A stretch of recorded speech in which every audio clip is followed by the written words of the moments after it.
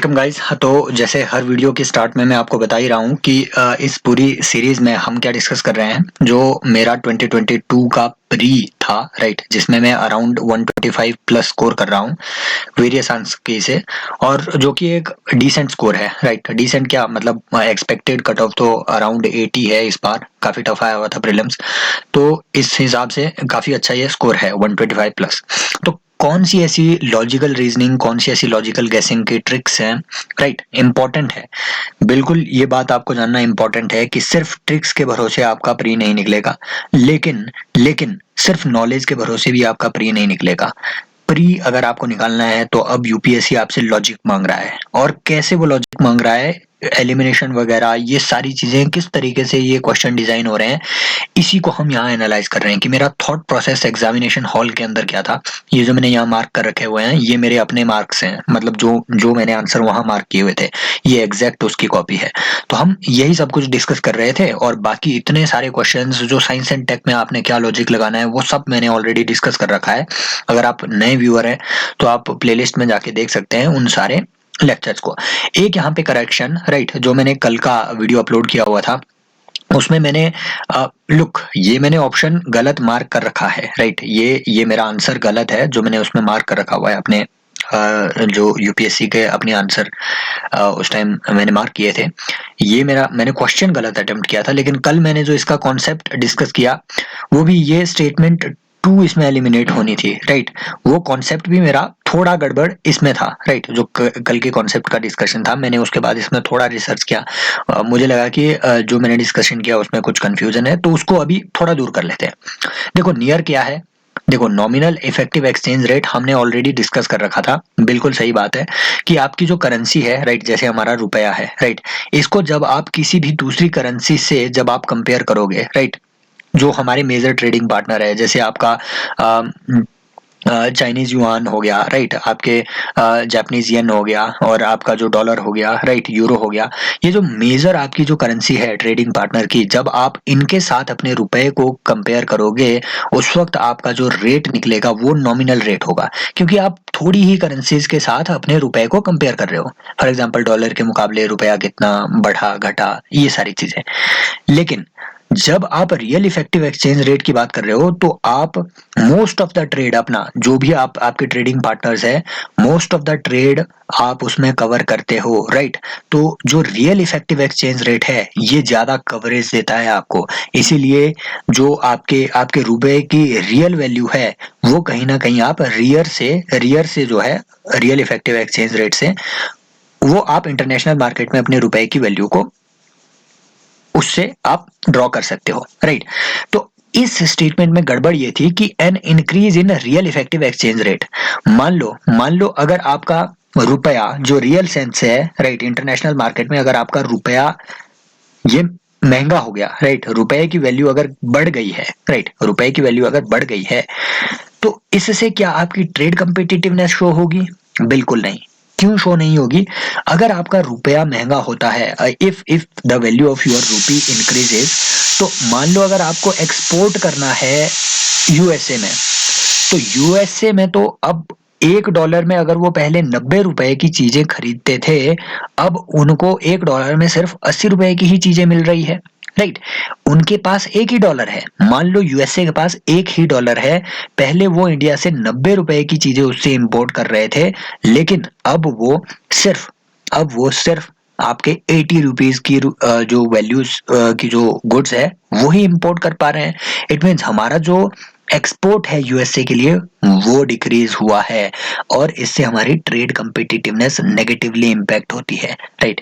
Simple बात है, रूपी अगर स्ट्रांग होगा तो हमारे एक्सपोर्ट्स कम होंगे, मतलब हमारा ट्रेड कम्पिटिटिवनेस नेगेटिवली इंपैक्ट होगा। इसीलिए स्टेटमेंट 2 को इससे एलिमिनेट कर दो, स्टेटमेंट 2 वाली चीज को यहाँ से ये एलिमिनेट होना था, राइट। इसीलिए आपका जो आंसर राइट आना था वो सी राइट आंसर आना था। कई कोचिंग इंस्टीट्यूट्स ने इसमें डी राइट आंसर मार्क किया हुआ है, लेकिन मोस्ट प्रोबेबली जो इसका आंसर है वो सी आंसर है, राइट। और कल की जो मैंने डिस्कशन की हुई है इसी क्वेश्चन की, आई थिंक मैंने उसमें ज्यादा कुछ टाइम लगा लिया था, 5-6 मिनट, उसमें ये वाला पार्ट आपने करेक्ट कर लेना है, रियर का पार्ट, राइट। हालांकि ये जो थर्ड ऑप्शन है अगेन ये डाउटफुल है। ये डाउटफुल क्यों है वो मैंने पिछले कल के लेक्चर में आपको बताया हुआ कि ये डिपेंड करता है कि आपका नियर ज्यादा है या रियर, उस बेसिस पे ये आपकी थर्ड स्टेटमेंट राइट या रॉन्ग होगी। उसके लिए आप पिछले कल की डिस्कशन को देखो, उसके लिए प्लेलिस्ट बनी हुई है। अब अपन क्या करेंगे, अब अगले क्वेश्चंस पे ध्यान देते हैं। देखो 93rd क्वेश्चन, इसको मैंने कैसे अप्रोच किया कि with reference to Indian economy consider the following statements. If inflation is too high, if inflation is too high, ये बोल रहा है कि अगर इन्फ्लेशन बहुत ज्यादा है तो रिजर्व बैंक ऑफ इंडिया क्या करेगा, आपकी गवर्नमेंट सिक्योरिटीज को बाय कर देगा, राइट। अगर इन्फ्लेशन हाई है तो आरबीआई मार्केट से गवर्नमेंट सिक्योरिटीज को बाय करेगा। अब देखो मैंने सिंपल एलिमिनेशन, देखो कितना हेल्प करता है यूपीएससी में। मैंने सिंपल इस स्टेटमेंट 1 को एलिमिनेट किया, ये देखो मैंने यहाँ क्रॉस मार्क किए हुए हैं, ये आंसर हो ही नहीं सकता था। क्यों? क्योंकि अगर इन्फ्लेशन बढ़ रहा है इकोनॉमी में, इट मींस मनी सप्लाई ज्यादा है।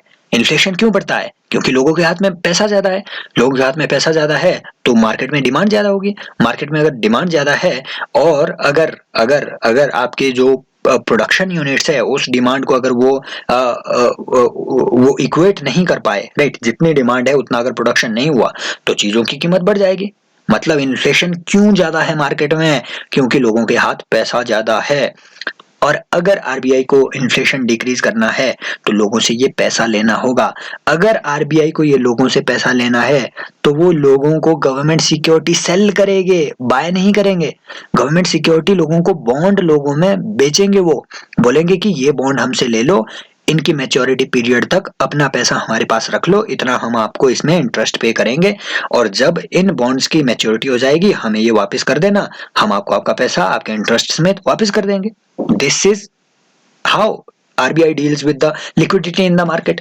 बस इसी को एलिमिनेट कर दो, ऑप्शन आपका ये सही होगा, राइट। तो इस तरीके से जो है ये दो ऑप्शन तो देखने ही नहीं थे, यूपीएससी बस आपका अटेंटिवनेस ये देख रहा था कि आप कितने अटेंटिव हो, राइट। एक स्टेटमेंट एलिमिनेट कर दो, this is how elimination works, this is why elimination you need to master in UPSC. और इस तरीके की जो एलिमिनेशन है वो आप सिर्फ यूपीएससी के क्वेश्चन से ही मास्टर कर सकते हो। इसीलिए डेली पीवाईक्यू, कम से कम 4-5 पीवाईक्यू आप प्रैक्टिस किया करो, राइट। इससे आपकी नॉलेज भी बढ़ेगी और हमेशा यूपीएससी में कम से कम 30-35 ऐसे क्वेश्चन होते हैं हर साल जो कि पीवाईक्यूज से या तो डायरेक्टली आते हैं, कम से कम 3-4 तो डायरेक्टली ही आते हैं। ये मैंने ट्रेंड देखा हुआ है 2020 के बाद से। लेकिन इनमें से कम 30 ऐसे क्वेश्चन है जो आप देखेंगे कि प्रीवियस ईयर्स के ऑप्शन में आए हुए थे, उस पर थोड़ा रिसर्च की होती तो आपके इस साल के क्वेश्चन बन जाते हैं। इसी तरीके से आप यूपीएससी में प्रीलिम्स का फियर ये कोप अप कर सकते हो, राइट। तो सॉरी गाइस, अभी एक कॉल आई हुई थी, राइट। तो अभी 94th क्वेश्चन अप्रोच करते हैं कि G20 का कॉमन फ्रेमवर्क। देखो मैंने ये बिल्कुल भी नहीं पढ़ा हुआ था, इसीलिए मैंने नाइदर 1 नॉट 2 ये गलती से इसमें, मतलब जब पता ही नहीं था इसमें मैंने तुक्का ही लगा दिया। लेकिन इसमें मैंने सोचा क्या कि it is an initiative endorsed by G20। ये बात सही है कि ये G20 का जो कॉमन फ्रेमवर्क है ये G20 ने एंडोर्स किया होगा, पर ये पेरिस क्लब के साथ किया होगा क्या? तो मुझे इसमें थोड़ा डाउट लगा, मुझे लगा कि ये ओईसीडी के साथ इन्होंने किया होगा मिलके, राइट। क्योंकि यूजुअली ये जो है G20 का कॉमन फ्रेमवर्क, जितना मुझे पता है कि ये आपके अनसस्टेनेबल डेप्ट जो लो इनकम कंट्रीज का रहता है, राइट, जो आपकी लीस्ट डेवलप्ड कंट्रीज हैं उनके जो डेट बढ़ रहा है, फॉर एग्जांपल जैसे आपके श्रीलंका में डेट का क्राइसिस हुआ, राइट, उससे डील करने के लिए G20 ने आई थिंक 2017 में ये फ्रेमवर्क लाया था। और इस साल ये इसीलिए न्यूज में था क्योंकि श्रीलंका का क्राइसिस आया, बट मैं क्योंकि इसे कवर नहीं कर पाया था और आई थिंक इसके आंसर जो है ये बोथ 1 और 2 होना चाहिए, ये एकदम फैक्चुअल सा था तो इसमें कुछ ज्यादा हम लॉजिक लगा नहीं सकते थे, राइट। इसलिए इसे छोड़िए और ये मैंने गलत मार्क कर रखा हुआ है 94th क्वेश्चन। इंपॉर्टेंट बात, इन्फ्लेशन इंडेक्स्ड बॉन्ड, ये एक अगेन देखो एलिमिनेशन मैंने स्टेटमेंट 3 से इसमें किया हुआ है। इन्फ्लेशन इंडेक्स्ड बॉन्ड पे ये क्वेश्चन था। जिन्हें पता नहीं है इन्फ्लेशन इंडेक्स्ड बॉन्ड क्या होते हैं, ये कुछ ऐसे बॉन्ड होते हैं जो सरकार ने मान लो अपनी कोई गवर्नमेंट सिक्योरिटी मार्केट में लॉन्च करी, इस गवर्नमेंट सिक्योरिटी पे सरकार ने कुछ इंटरेस्ट पे करना होता है। देखो जो चैनल में नए हैं उनको मैं फिर से बता दूं कि आपको हो सकता है थोड़ी इनकन्वीनियंस हो, क्योंकि ये जो पेन आप देख रहे हैं ना, ये मेरा जो राइटिंग पैड है, राइट, जो राइटिंग टैब है उसका पेन नहीं है, ये सिंपल जो स्क्रीन में आपको यहाँ पे फॉक्सजेट रीडर का पेन मिलता है तो वो उसका है, और मैं अपने जो लैपटॉप का कीबोर्ड है राइट उसी का टच पैड वो यूज कर रहा हूँ इसमें। तो हो सकता है आपको थोड़ी इनकन्वीनियंस हो, you will have to bear with it, लेकिन क्या है कि डिस्कशन हम अच्छे से करेंगे। 95th क्वेश्चन, हम इन्फ्लेशन इंडेक्स बॉन्ड पे चर्चा कर रहे थे। जिन्हें पता नहीं है ये कैसे बॉन्ड है, ये यूजुअली ऐसे बॉन्ड होते हैं, कुछ ऐसी गवर्नमेंट सिक्योरिटीज हैं जिन पे देखो जब भी गवर्नमेंट अपनी कोई सिक्योरिटी लॉन्च करेगी मार्केट में राइट, बॉन्ड लॉन्च करेगी, गवर्नमेंट उस पे एक इंटरेस्ट रेट प्रॉमिस करते हैं राइट, गवर्नमेंट उस पे एक इंटरेस्ट रेट प्रॉमिस करती है। अब ये इंटरेस्ट रेट क्या स्टैटिक होना चाहिए? मान लो अगर ये इंटरेस्ट रेट स्टैटिक हुआ, अगर गवर्नमेंट बोल रही है कि हम आपको इसमें 2.5% इंटरेस्ट देंगे, अगर ये इंटरेस्ट रेट हमने स्टैटिक रख दिया 2.5% 10 साल के लिए, तो बीच में इन्फ्लेशन भी तो बढ़ सकता है। इन्फ्लेशन अगर बढ़ गया तो आज जो हमारा 2.5% का हम इंटरेस्ट रेट दे रहे हैं और 5% अगर इन्फ्लेशन आ गया तो भाई ये 2.5% इंटरेस्ट रेट की वैल्यू तो डिप्लीट हो जाएगी इन्फ्लेशन की वजह से। क्यों? क्योंकि हमें पता है जैसे ही इन्फ्लेशन बढ़ता है रुपए की वैल्यू कम होने लगती है, रुपए की वैल्यू कम होने लगती है। क्यों? क्योंकि इन्फ्लेशन की वजह से आपकी जो फूड जो आपकी कमोडिटी की प्राइसेस है, गुड्स एंड सर्विसेज की प्राइसेस है, वो राइज कर जाएगी। 1 रुपए से अब आप कम गुड्स एंड सर्विसेज खरीद पाएंगे, इट मीन्स रुपए की वैल्यू कम हो गई। इट मीन्स ये जो 2.5% आपका इंटरेस्ट था इसकी वैल्यू भी कम हो जाएगी। इट मीन्स ये इन्वेस्टर के लिए भी रिस्क है। But on the other hand, मान लो अगर इन्फ्लेशन बढ़ा नहीं, अगर इन्फ्लेशन घट गया, मान लो अगर इन्फ्लेशन घट गया 10 साल में राइट, अगर इन्फ्लेशन कम रहा तो उस केस में सरकार जो ये 2.5% लोगों को पे कर रही है इंटरेस्ट रेट, इस 2.5% की वैल्यू आज के 2.5% से काफी ज्यादा हो जाएगी। क्यों? क्योंकि इन्फ्लेशन कम हुआ है, इन्फ्लेशन कम हुआ है। ये गवर्नमेंट के इंटरेस्ट को बढ़ा देगी, इंटरेस्ट का जो बर्डन है उसे बढ़ा देगी राइट। अब सिंपल आ जाओ, मैंने स्टेटमेंट थर्ड इसमें लिखी कि interest received as well as capital gains on inflation indexed bonds are not taxable. ये बात बिल्कुल मतलब इलॉजिकल है।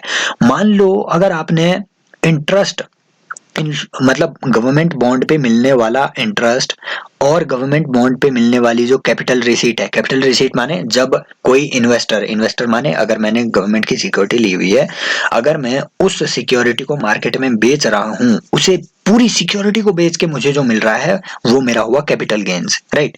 पूरी सिक्योरिटी को बेच के मेरा जो प्रॉफिट हो रहा है वो मेरा हुआ कैपिटल गेन्स। इंटरेस्ट क्या हुआ? इंटरेस्ट जो सरकार को पे करना होता है इन्वेस्टर को राइट, इंटरेस्ट वो जो सरकार को पे करना है, लेकिन कैपिटल गेन्स वो जो पूरी सिक्योरिटी को बेच के मुझे मिला right, that is capital gain. I hope आप ये अंडरस्टैंड कर चुके होंगे।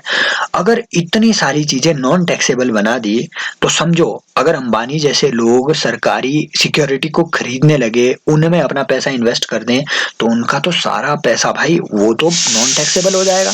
बड़े बड़े इन्वेस्टर होते हैं जो गवर्नमेंट बॉन्ड पे इन्वेस्ट करते हैं, यूएसए के इन्वेस्टर आएंगे लेना देना, तो उनका उतना सारा पैसा नॉन टैक्सेबल बना के कितना घाटा हो जाएगा गवर्नमेंट को राइट। तो इसीलिए इतना मुझे पता था कि ये जो कैपिटल गेन्स टैक्स हैं राइट, जो जो आपके कैपिटल गेन्स होते हैं इन्फ्लेशन इंडेक्स बॉन्ड में, कम से कम ये तो टैक्सेबल होते हैं। इसीलिए स्टेटमेंट 3 को ये देखो एलिमिनेट कर दो, आंसर आपका आ जाएगा 1 and 2। 1 and 2 क्या ऑप्शन है? 1 ऑप्शन कहता है कि government can reduce the coupon rates on its borrowing by way of IIBs. भाई सिंपल से स्टेटमेंट लग रही है, सरकार ने अगर बॉन्ड इशू किया है तो सरकार के पास ये डिस्क्रिशन होनी चाहिए कि वो अपने बॉन्ड के कूपन रेट को इंक्रीज या डिक्रीज कर दे। और कौन करेगा भाई? कूपन रेट तो सरकार ही तय करेगा, कूपन रेट मतलब जो इंटरेस्ट रेट होगा राइट। तो ये स्टेटमेंट 1 तो लॉजिकल लग रही है, और यहाँ कैन की बात हो रही है, मस्ट नहीं लिखा हुआ, एक्सट्रीम नहीं है। दूसरा कि IIB provide protection to its investors from uncertainty regarding inflation. ये बात तो मैंने बोल दी आपको कि इन्फ्लेशन इंडेक्सिंग जब आप बॉन्ड की करोगे तो आपको ये जो 2.5% इंटरेस्ट मिल रहा था वो इन्फ्लेशन के साथ साथ बढ़ता जाएगा राइट। सरकार को इसे बढ़ाना होगा। मान लो अगर इन्फ्लेशन बढ़ रहा है तो 2.5% से इसे 3% करना होगा। क्यों? क्योंकि इन्फ्लेशन बढ़ गया। सरकार ने पहले ही प्रॉमिस कर रखा है कि हम आपको जो इंटरेस्ट पे करेंगे वो इन्फ्लेशन से इंडेक्स्ड होगा, इन्फ्लेशन के साथ लिंक होगा, इससे इन्वेस्टर को सर्टेनिटी मिलेगी। तो 1 and 2 सही है राइट। ये हम कॉन्सेप्चुअल डिस्कस कर रहे हैं, लेकिन इसे अटेम्प्ट कैसे करना है वो मैंने आपको फर्स्ट पार्ट में ही बता दिया। ये एक मिनट की गेम थी राइट। नेक्स्ट आता है 96th क्वेश्चन। इसमें मेरा थॉट प्रोसेस क्या था? अगेन आई थिंक ये मैंने रॉन्ग मार्क किया हुआ है as far as I know, right, क्योंकि इसका मोस्ट प्रोबेबली इसका सेकंड आंसर होना चाहिए था, टू ओनली, राइट। पर मुझे पता नहीं मैंने उस टाइम क्या सोचा, इसका सेकंड ऑप्शन को क्यों मैंने गलत कर दिया। देखो, ये e commerce, foreign owned e commerce के बारे में बात कर रहा है। ई कॉमर्स मतलब जैसे आपका फॉरेन ओन्ड हो गया, आपके अमेजोन हो गया, ठीक है, ये यूएसए की ई कॉमर्स कंपनी है। यहाँ बोल रहे हैं कि they can sell their own goods in addition to offering their platforms as market places. ये बात बिल्कुल इलॉजिकल है और नॉन फैक्चुअल है, क्योंकि लास्ट ईयर ही गवर्नमेंट ने, डीपीआईआईटी ने अपना एक सर्कुलर जारी किया था और कंप्लीट प्रोहिबिशन लगाया था प्लेटफॉर्म्स पे। मार्केट प्लेस मॉडल मतलब जो मार्केट प्लेसेस हैं, जैसे आपके अमेजोन हो गया, फ्लिपकार्ट हो गया, इन पे कंप्लीट प्रोहिबिशन लगाया था कि अपने प्लेटफॉर्म्स पे ये अपने प्रोडक्ट सेल नहीं कर सकते। क्यों? क्योंकि ये कंपिटिटिवनेस को डिक्रीज कर रहे हैं मार्केट में। ये क्या करते हैं, मान लो अगर अमेजोन को आपने अपने प्रोडक्ट सेल करने की अगर वहां पे अनुमति दे दी, तो अमेजोन क्या करेगा, अपने प्रोडक्ट्स को टॉप सर्च रिजल्ट्स में शो कर देगा और कंज्यूमर तो वही बाय करेगा क्योंकि अमेजोन उसी को दिखा रहा है। तो इससे क्या है कि मार्केट में कॉम्पिटिटिवनेस चली गई, तो competition commission of India picture में आ जाएगा। ये तो आपकी इलॉजिकल स्टेटमेंट थी कि वो अपने गुड्स सेल कर सकते हैं, basically they act as a platform, market platform. तो ये स्टेटमेंट वन तो गई। दूसरे में कि the degree to which they can on the big sellers on their platforms is limited। मैंने पता नहीं इसे क्यों ध्यान से नहीं पढ़ा, राइट। मुझे लगा कि इनको बिग सेलर्स को ऑन करने की, ऑन मतलब उसकी ऑनरशिप लेने की, बिग सेलर्स माने जो बड़े बड़े सेलर्स है मार्केट प्लेसेस पे, अमेजोन पे जो बड़े बड़े सेलर्स है, राइट, इनकी ऑनरशिप की इन्हें राइट ही नहीं होंगे। मुझे ऐसा लगा उस टाइम, राइट। क्यों? क्योंकि अगर इन्होंने बिग सेलर्स को मान लो अगर 25% भी ऑनरशिप उनकी ले ली, राइट, बड़े सेलर्स की, तो भी तो ये उस टाइम क्या करेंगे कि अपने अपनी ऑनरशिप वाले सेलर्स को सर्च रिजल्ट में ऊपर दिखाएंगे, तब भी तो नॉन कम्पिटिटिव हो जाएगा ये। लेकिन एक्चुअल में फैक्ट आई थिंक ये है कि इनकी जो कैपेसिटी है to buy the ownership in the big sellers, तो वो लिमिटेड है। ये ओनरशिप बाय कर सकते हैं क्योंकि जो आपकी इक्विटी के रूल्स हैं वो कम से कम इतने रिलैक्स होने चाहिए, मतलब कम से कम अमेजोन को भी इतनी लिबर्टी होनी चाहिए भाई कि if they are making profit तो वो कहीं इन्वेस्ट कर सके। उसको इन्वेस्ट कहाँ करेंगे? कहीं पे कोई एसेट खरीदेंगे, कहीं पे कोई इक्विटी खरीदेंगे, राइट। तो इस हिसाब से ये स्टेटमेंट टू इसकी करेक्ट है और बहुत सारी जो कोचिंग इंस्टीट्यूट्स की आंसर कीज है वो भी स्टेटमेंट टू को इसमें करेक्ट बताते हैं, राइट। तो इस तरीके से मैंने अप्रोच किया, हालांकि मैंने ये गलत मार्क किया, लेकिन थॉट प्रोसेस इंपॉर्टेंट है कि किस तरीके से आप क्लोज आ सकते हो राइट आंसर के। अगेन ये एक लॉजिकल स्टेटमेंट थी भाई, ये एक लॉजिकल क्वेश्चन था। लास्ट ईयर भी एक ऐसा ही क्वेश्चन जीडीपी पे आया हुआ था, सॉरी एफडीआई पे आया हुआ था। 2021 का क्वेश्चन पेपर उठा के देखना, एफडीआई पे एक क्वेश्चन आया हुआ था कि इनमें से एफडीआई के लिए क्या क्या क्वालिफाई करते हैं, उसमें ऑप्शन दे रखे हुए थे। यहाँ अगेन उसी तरीके के, उसी फिलॉसफी में ये क्वेश्चन पूछा गया है कि रियल सेक्टर क्या है इकोनॉमी में। रियल सेक्टर, मैंने तभी इसे इतना मोटा हाईलाइट किया, पहले मैंने सोचा कि रियल सेक्टर क्या हो सकता है। रियल सेक्टर माने जिसकी आउटकम हो। अब अगेन मैंने इन ऑप्शंस को देखा कि फार्मर्स हार्वेस्टिंग देयर क्रॉप्स, भाई हो सकता है क्योंकि इसकी रियल आउटकम आ रही है। Textile mills converting raw cotton into fabrics, real outcome आ रही है। पर यहाँ जो ये दो ऑप्शंस थे, ये इन दो ऑप्शन से कंप्लीटली डिफरेंट थे। ये दोनों ऑप्शंस आपके मेहनत मतलब लेबर से डील कर रहे थे, आउटकम से डील कर रहे थे, प्रोडक्शन से डील कर रहे थे, ये सिर्फ फाइनेंसिस से डील कर रहे थे। यहाँ मैंने ऑड वन आउट का लॉजिक लगाया और ये एकदम सही हुआ कि the commercial bank lending money to a trading company, trading company. अब देखो जो यही बात है, जब भी आप मान लो बीएससी सेंसेक्स में, राइट, निफ्टी में अगर आप इन्वेस्ट करोगे, निफ्टी 50 में किसी कंपनी की इक्विटी में इन्वेस्ट करोगे, तो उसकी रियल आउटकम थोड़ी ना हो रही है, वो तो आप सिर्फ पैसा घुमा रहे हो, ठीक है। आपने एक बैंक से पैसा लिया, लोन लिया और उसको इन्वेस्ट कर दिया आपने स्टॉक मार्केट में, इसकी कोई रियल आउटकम थोड़ी ना आई हुई इकोनॉमी में, इससे ग्रोथ थोड़ी ना आ रही है। ये सिर्फ फाइनेंशियल सेक्टर से डील करता है, सो रियल सेक्टर तो ये नहीं है। This is basically a hallucination in the economy, right. ये आपको एक एक आइडिया देता है कि इकोनॉमी में जो इन्वेस्टमेंट है वो बढ़ रही है, बट इन्वेस्टमेंट का रियलिटी में कन्वर्ट होना भी तो जरूरी है। मैंने ये लॉजिक लगाया और जहां जहां 3 ऑप्शन था इसे एलिमिनेट कर दिया। अगेन आपकी सुविधा के लिए उसने 4 मतलब ऑप्शन नंबर 4 भी दे रखा हुआ था यूपीएससी ने कि ये कॉर्पोरेट बॉडी इशूइंग रूपी डिनोमिनेटेड बॉन्ड्स ओवरसीज। तो मान लो अगर किसी कंपनी ने, रिलायंस ने अगर दूसरी कंट्री में रुपी डिनोमिनेटेड कोई बॉन्ड अगर इशू कर दिया, राइट, मसाला बॉन्ड अगर इशू कर दिया किसी दूसरी कंट्री में, तो उससे रियल ग्रोथ इंडिया में थोड़ी ना हो रही है, इंडियन इकोनॉमी में। वो तो सिर्फ पैसा उठा रहे हैं वहां से, रियल ग्रोथ कहाँ हो रही है। तो इसीलिए देखो यहाँ 3 और 4 ऑप्शन जो है सिमिलर ऑप्शन थे। किसी लॉजिक वाला आदमी इसे इजीली पकड़ सकता था और इसे एलिमिनेट कर सकता था। 1 और 2 इज द रियल आंसर और ये सही आंसर है, राइट। नेक्स्ट आता है 98 कि ये मैंने अगेन गलत मार्क किया, लेकिन थॉट प्रोसेस इंपॉर्टेंट है, राइट। थॉट प्रोसेस इंपॉर्टेंट है। ये गलत अगर मैंने मार्क भी किया तो क्या सोच के गलत मार्क किया। देखो इनडायरेक्ट ट्रांसफर्स पे यहाँ पे बात हो रही है कि इनडायरेक्ट ट्रांसफर्स का मतलब क्या है इकोनॉमी में।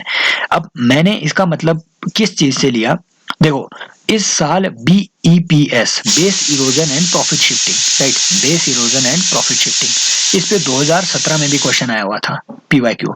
तो मुझे एकदम से ये दिमाग में याद आया बीईपीएस, और इस पे एक बहुत ज्यादा चर्चा हो रही थी। क्यों? क्योंकि आपने देखो 2 पिलर अप्रोच के बारे में आपने सुना होगा, ओईसीडी और G20, 2 पिलर अप्रोच। इस पिलर अप्रोच में क्या है, एक प्रोविजन ऐसा भी है कि जो आपकी बड़ी कंपनीज हैं, जो आपकी बड़ी कंपनीज है वो यूजुअली क्या करती है, अपने प्रॉफिट्स को वो टैक्स हेवंस में भेज देती है। टैक्स हेवंस मतलब लो टैक्स कंट्रीज, राइट, जैसे आपका पनामा हो गया, राइट, स्विट्जरलैंड हो गया, ये लो टैक्स कंट्रीज हैं और यहाँ उनकी इनकम को कम टैक्स मिलता है। वो अपने जो प्रॉफिट्स हैं उनको यहाँ शिफ्ट कर देते हैं। जैसे इंडिया से इन्होंने अपना प्रॉफिट को पनामा भेज दिया, वहां इनकी कम टैक्स होगी, तो इंडियन गवर्नमेंट के लिए तो लॉस हो गया। इसी को हम कहते हैं base erosion and profit shifting. और इसीलिए मुझे लगा कि ये इससे कहीं ना कहीं रिलेट हो सकता है, तो मैंने ये मार्क यहाँ कर दिया कि foreign company investing in India and paying taxes to the country of its base on profits arising out of its investment, right. तो ये मैंने गलत मार्क कर दिया। एक्चुअली इसका जो आंसर है, आई थिंक ये डी ऑप्शन है कि foreign company transfers shares and such shares derive their substantial value from assets located in India, right. कि जो भी फॉरेन कंपनी है वो अपने शेयर्स को किसी दूसरी कंपनी को ट्रांसफर कर देते हैं, राइट, ट्रांसफर कर देते हैं दूसरी कंपनी किसको, जो अब्रॉड इन्होंने, मतलब जो आपकी मान लो पनामा जैसी लो टैक्स हेवन कंट्रीज में जो कंपनी इन्होंने एस्टेब्लिश कर रखी हुई है पेरेंट कंपनी, ये उनको अपने शेयर्स ट्रांसफर कर देंगे। फॉर एग्जांपल अमेजोन ने अपनी एक सब्सिडियरी पनामा में सेटअप कर रखी हुई है जहां उनको कम टैक्स मिलता है, और जो उनका मेन ऑपरेशन है वो इंडिया में है। लेकिन जो इंडियन कंपनी है, जो इंडियन सब्सिडियरी है, ये शेयर्स किसने ऑन कर रखे हुए हैं, पनामा वाली सब्सिडियरी ने। तो अब इन्हें इंडिया में टैक्स पे नहीं करना होगा, इक्विटी गेन्स पे कहाँ पे करेंगे, पनामा में, और पनामा में क्या है, लो टैक्स है। तो ये इसका राइट ऑप्शन है D. This is what is known as your indirect transfer, right. तो ये बातें आपने याद रखनी है, ये नेक्स्ट ईयर भी अपीयर हो सकता है। Base erosion and profit shifting पे ऑलरेडी एक क्वेश्चन आ रखा हुआ था। अब आते हैं कि with reference to expenditure made by an organisation और company which of the following statements are correct. कि acquiring new technology is a capital expenditure. हमें पता है कैपिटल एक्सपेंडिचर क्या होता है, जिससे नया कैपिटल क्रिएशन हो, कंपनी में नया कैपिटल क्रिएशन हो, नया लेबर आपका वहां पे प्रोडक्शन हो, राइट, कोई नई प्रोडक्शन हो रही हो, that is your capital expenditure, that is your capital expenditure. Revenue expenditure क्या हुआ, किसी भी फर्म के अंदर रेवेन्यू एक्सपेंडिचर हुआ जो आप रिकरिंग एक्सपेंडिचर कर रहे हो। रिकरिंग एक्सपेंडिचर मतलब फॉर एग्जांपल आपको सैलरी पे करनी है, वो रिकरिंग है। इससे कोई नया कैपिटल क्रिएट हो रहा है क्या, आपने कोई मशीन बाय की, नहीं, बिल्कुल नहीं। तो टेक्नोलॉजी पे आप जो इन्वेस्ट कर रहे हो, that is indeed your capital expenditure, that is a capital expenditure. क्यों? क्योंकि technology will act as a capital for you, इससे आपकी प्रोडक्शन इंक्रीज होगी नई टेक्नोलॉजी से, राइट। दूसरा कि debt financing is considered as capital expenditure, ये तो बिल्कुल झूठ बात है। Debt financing is basically your revenue expenditure, क्योंकि इसमें नई कैपिटल कोई भी क्रिएट नहीं हो रही है, right. While equity financing is considered as revenue expenditure, ये उल्टा दे के रखा हुआ था इसमें, ये इलॉजिकल स्टेटमेंट थी, जिसे थोड़ा बहुत भी आपके कैपिटल और रेवेन्यू का ज्ञान है वो स्टेटमेंट 1 इसमें करेक्ट मार्क कर सकता था, राइट। एंड 100th क्वेश्चन देखो कि with reference to, I think time ज्यादा ले लिया मैंने, आधा घंटा हो गया इसी को डिस्कस करते हुए, कि with reference to Indian economy consider the following statements. A share of household financial savings goes towards the government borrowing. ये तो एकदम सही बात, सच बात बोल रहा है भाई ये, right. House hold financial saving का मतलब क्या है, राइट। आपने फॉर एग्जांपल आपने घर में देखा होगा कि एफडी भी बनाते हैं आप, एफडी आपने एफडी बैंकों में बनाई होगी, राइट। पोस्टल डिपॉजिट्स आपने कर रखे होते हैं पोस्ट ऑफिस में, कई लोगों ने अपना जो है आरडी उसे हम कहते थे, रिकरिंग डिपॉजिट्स, राइट। तो पोस्ट ऑफिस में हम आरडी सेव करते थे, that is your house hold financial savings.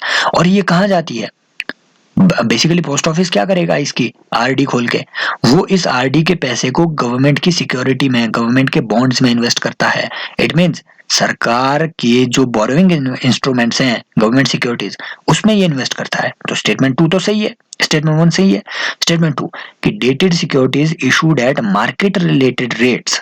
Dated securities, dated security मतलब जैसे 10 साल के लिए हो गया, 15 साल के लिए, 20 साल के लिए सिक्योरिटी इशू करती है जिसमें एक फिक्स्ड डेट हो मैच्योरिटी की। Those dated securities which are issued at market related rates in auctions form a large component of internal debt. इसमें मुझे डाउट था, हो सकता है कि ये सही हो सकता है कि ये गलत हो। आई टुक अ रिस्क, राइट।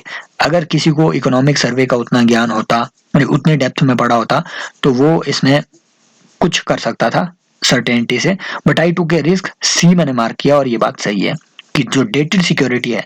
अब सिंपल बात, अगर डेटेड सिक्योरिटी नहीं तो क्या, मान लो अगर डेटेड सिक्योरिटी हमारे इंटरनल डेट का मेजर पार्ट अगर कवर नहीं करती है तो क्या कवर करेगी? क्या टी बिल्स से इतना ज्यादा लोन सरकार ले सकती है? टी बिल्स मतलब सिर्फ 90 दिन की मैच्योरिटी पीरियड वाला आपका जो इंस्ट्रूमेंट होते हैं, राइट। जो 90 दिन से कम के आपके जो गवर्नमेंट बॉन्ड होते हैं उसे हम कहते हैं टी बिल, राइट। 90 और सॉरी 360 दिन तक, 90 से 360 दिन मतलब 1 साल से कम की जो मैच्योरिटी पीरियड वाले आपके जो इंस्ट्रूमेंट्स होते हैं, बॉन्ड इंस्ट्रूमेंट, उसे हम कहते हैं टी बिल्स। तो टी बिल्स से आप इतना बड़ा लोन थोड़ी ना ले सकते हैं, लॉन्ग टर्म के लोन थोड़ी ना ले सकती है सरकार। तो सरकार को चाहिए होता है लॉन्ग टर्म का लोन। लॉन्ग टर्म का लोन उसे किससे मिलेगा? डेट सिक्योरिटी से, राइट। तो ये स्टेटमेंट 2 भी लॉजिकल लगी मुझे उस टाइम, मैंने सी मार्क कर दिया। And this is how I approached the whole question paper. हमने 100 के 100 क्वेश्चन डिस्कस किए। आई होप ये डिस्कशन आपके लिए हेल्पफुल रहा होगा गाइज। अगर हेल्पफुल है तो आपको पता है आपको क्या करना है। अगर आपको टेलीग्राम चैनल सब्सक्राइब करना है तो लिंक मिल जाएगा डिस्क्रिप्शन में। अगर आपको लगता है कि इसी तरीके से हम जो पीवाईक्यूज हैं, right, PYQs are very very important, very very important. मैं आपको कहूंगा ये लेक्चर अगर ना भी देखो फिर भी पीवाईक्यूज को एक बार कवर करके जाना, क्योंकि यूपीएससी का logic is known only to UPSC. UPSC के क्वेश्चंस सिर्फ यूपीएससी ही सॉल्व कर सकता है और यूपीएससी को सॉल्व करने वाले कैंडिडेट सॉल्व कर सकते हैं, राइट। वो हर क्वेश्चन में लॉजिक पूछते हैं, ये देखो हर क्वेश्चन में लॉजिक वो पूछ रहे हैं और ये आपको प्रैक्टिस होगी सिर्फ पीवाईक्यू से।